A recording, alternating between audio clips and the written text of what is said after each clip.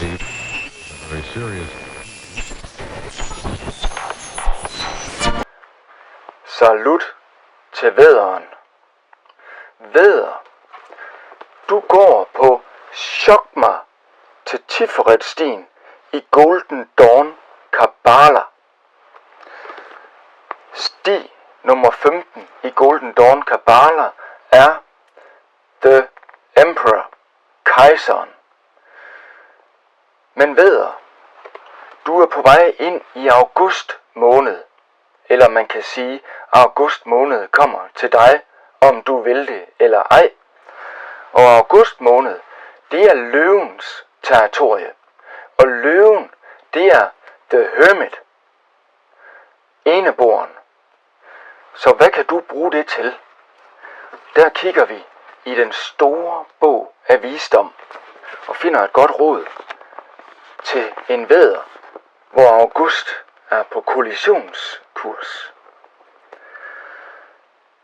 Med din naturlige lederevne og handlekraft fra kejseren er august en unik mulighed for at finde din indre eneboer, The Hermit.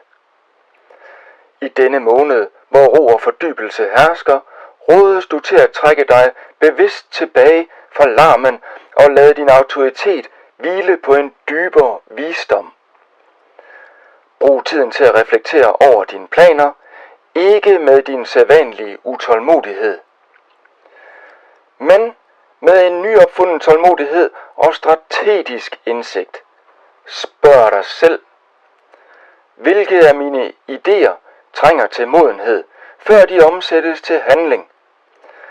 Ved at give plads til eftertanke, præcis som den erfarne general, der planlægger sin kampagne i stilhed, vil dine fremtidige handlinger være endnu mere velovervejet og succesfulde.